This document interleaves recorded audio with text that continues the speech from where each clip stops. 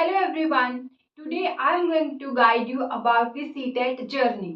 तो जो हमारे CTET 2025 के फॉर्म हैं वो अभी मई के एंड तक आपके कभी भी निकल सकते हैं और जो एग्जाम है वो जून के एंड से लेकर जुलाई में आपका होने की पूरी संभावना है। तो इट मीन्स आपके पास CTET की प्रिपरेशन के लिए 2 मंथ्स हैं अभी अच्छे से, right? And 2 months are more than enough to prepare for CTET. CTET is not any rocket science की उसको क्लियर करना बहुत टफ है। अगर आप सिर्फ 2 महीने भी पूरे कंसंट्रेशन के साथ पढ़ाई करते हो तो भी आपका सीटेट क्लियर होने के चांसेस पूरे 100% तक पहुंच जाते हैं। तो सबसे पहले मैं आपको बताती हूँ सीटेट की फुल फॉर्म होती है central teacher eligibility test. It means CTET को क्लियर करने के बाद आप एक टीचर बनने के लिए एलिजिबल हो जाते हो। अगर कोई भी वैकेंसी आती है हमारी जो सेंट्रली गवर्न स्कूल्स हैं, for example KVS, NVS, Sainik schools, army schools, navy schools, इन सब स्कूल्स में आप टीचर बनने के लिए CTET is a must, right? On the other hand अगर आपको किसी भी प्राइवेट स्कूल में भी टीच करना है तब भी आप अगर सीटेट क्वालिफाइड हो तो आपको वहां पर प्रेफरेंस दिया जाता है, ठीक है? वहीं पर अगर मैं सीटेट से हट के बात करूं, अगर आपको किसी भी जो स्टेट्स हैं हमारे स्टेट के जो गवर्नमेंट स्कूल्स होते हैं वहां पर अगर टीचर बनना है उसके लिए आपको स्टेट टैट क्लियर करना पड़ता है। TET means teacher eligibility test. अगर हरियाणा में बनना चाहते हो तो आपको एच टैट क्लियर करना पड़ेगा, हरियाणा टीचर एलिजिबिलिटी टेस्ट। अगर आपको यूपी में टीचर बनना है गवर्नमेंट तो आपको यूपी टेट क्लियर करना पड़ेगा। सिमिलरली हमारा बिहार, उत्तराखंड, राजस्थान, हर स्टेट के लिए टैट अलग अलग होता है। पर सीटेट आपका किसी भी प्राइवेट स्कूल को ज्वाइन करने के लिए या फिर जो हमारे सेंट्रली गवर्न स्कूल्स हैं उनको ज्वाइन करने के लिए सीटेट आपका नीडेड होता है। तो सीटेट क्लियर करने की स्ट्रेटेजी मैं आपके साथ शेयर करूंगी सिर्फ 2 महीने में कैसे आप सीटेट को क्वालिफाई कर सकते हो। बिल्कुल सिंपल सोर्सेज बताऊंगी, सिंपल स्ट्रेटेजी बताऊंगी, आपको बिल्कुल भी बर्डन फील नहीं होगा, ठीक है? उससे पहले मैं आपको सीटेट का एग्जाम पैटर्न समझा देती हूँ। तो आपका जो एग्जाम होता है सीटेट वो होता है 2.5 घंटे का एग्जाम होता है। इट मीन्स 150 मिनट्स आपको दिए जाते हैं। 150 मिनट्स में 150 ही क्वेश्चंस आपको दिए जाते हैं।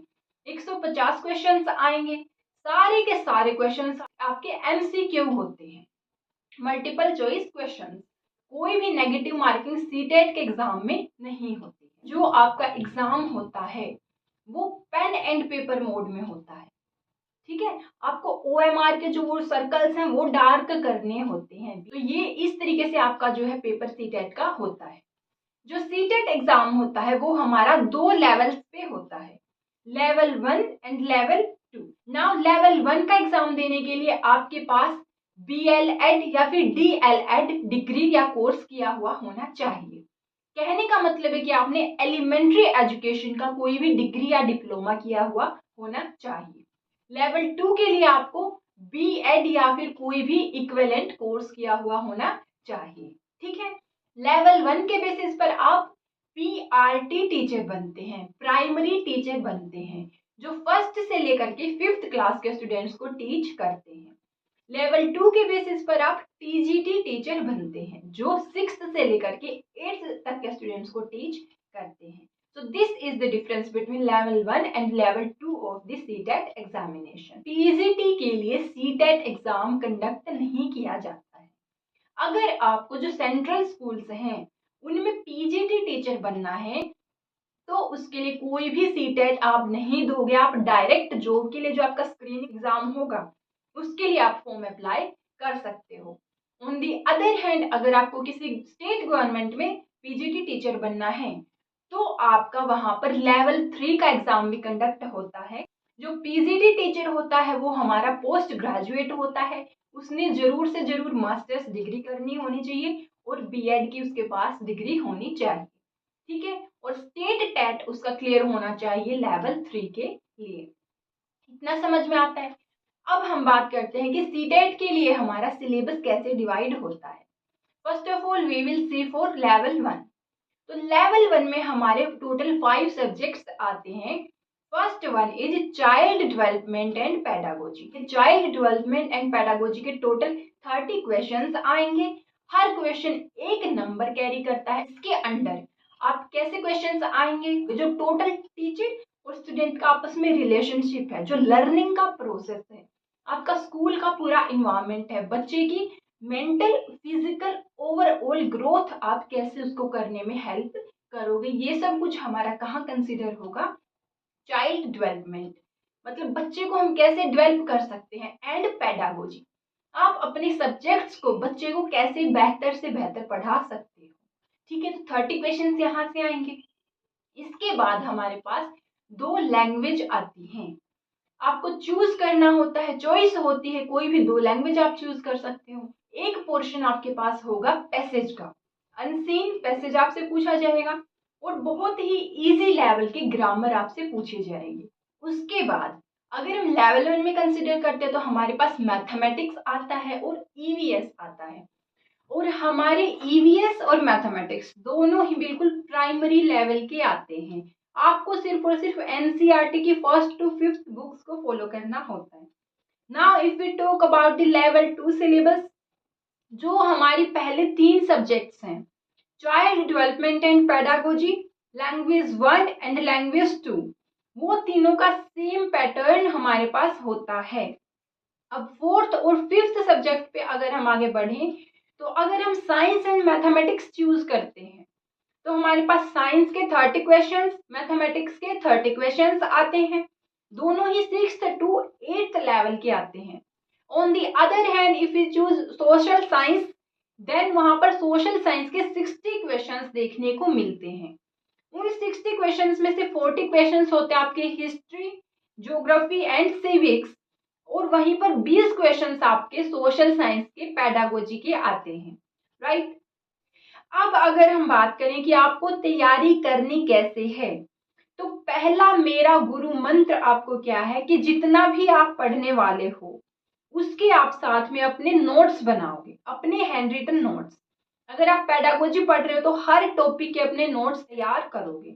मैंने खुद अपने नोट्स प्रिपेयर करे हैं और वो नोट्स मेरे सीटेट के बाद हजारों बार मुझे काम आए हैं।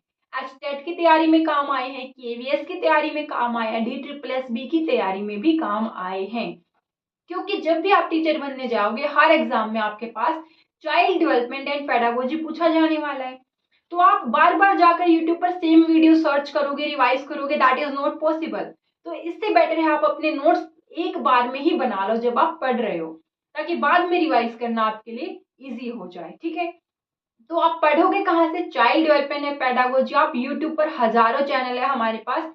सबसे जो फेमस चैनल्स हैं दोज आर लेट्स लर्न, अध्ययन मंत्रा एंड दी सचिन एकेडमी। आपको इनमें से कोई अच्छा लगता है अगर हिंदी मीडियम इंग्लिश मीडियम के अकॉर्डिंग, तो आप उसे फॉलो कर सकते हैं। अगर इनके अलावा कोई और चैनल आपको अच्छा लगता है तो आप उसको भी फॉलो कर सकते हैं। लेकिन जैसे जैसे आप पढ़ते जाएंगे आप साथ ही साथ नोट्स बनाते जाएंगे, और बहुत ही ज्यादा एक्यूरेसी के साथ आपको एमसीक्यू प्रैक्टिस करने की नीड यहाँ पर होती है। क्योंकि सीटेट में आपके क्वेश्चंस होते इजी हैं, लेकिन ऑप्शंस चारों के चारों कंफ्यूजिंग होते हैं। आपको कई बार लगेगा ये तो चारों ही ऑप्शन ठीक है, तो आपको उसमें से बेस्ट ऑप्शन निकालना होता है। वो आप कैसे कर पाओगे, जब आपकी अच्छे से प्रैक्टिस की होगी आपने क्वेश्चंस बनाने की। ठीक है, तो सबसे पहली बात आप नोट्स बनाएंगे। स्टडी कहाँ से करेंगे, यूट्यूब से करेंगे। सेकंड बात कि एमसीक्यू की प्रैक्टिस बहुत सारी करेंगे। यूट्यूब चैनल्स वाले भी प्रैक्टिस आपकी कराएंगे, और साथ ही आप कोई कोर्स ले सकते हो जैसे टेक्स्ट बुक वगैरह पर आप मॉक टेस्ट वहां पर लगा सकते हो। Now if you move further to language part, तो लैंग्वेज में आपका 5 मार्क्स के तो कॉम्प्रिहेंशन पैसेज ही आने वाला है। आपके ग्रामर का पोर्शन वहां से आता है, जो कि बहुत ही ज्यादा इजी लेवल का होता है। उसके लिए अगर आप कोई यूट्यूब चैनल फॉलो करोगे वो भी बेटर है। अगर कोई एनसीईआरटी की स्कूल की कोई भी बुक फॉलो करोगे हिंदी इंग्लिश की, वो भी बहुत ही ज्यादा ठीक रहेगी, क्योंकि वहां से लेवल मैच हो जाएगा। आप 8th तक की ग्रामर भी पढ़ोगे ना अगर जो हमारे एनसीईआरटी बुक्स है उससे, तो आपका पूरा का पूरा पेपर अच्छे से वहां पर कवर हो जाएगा।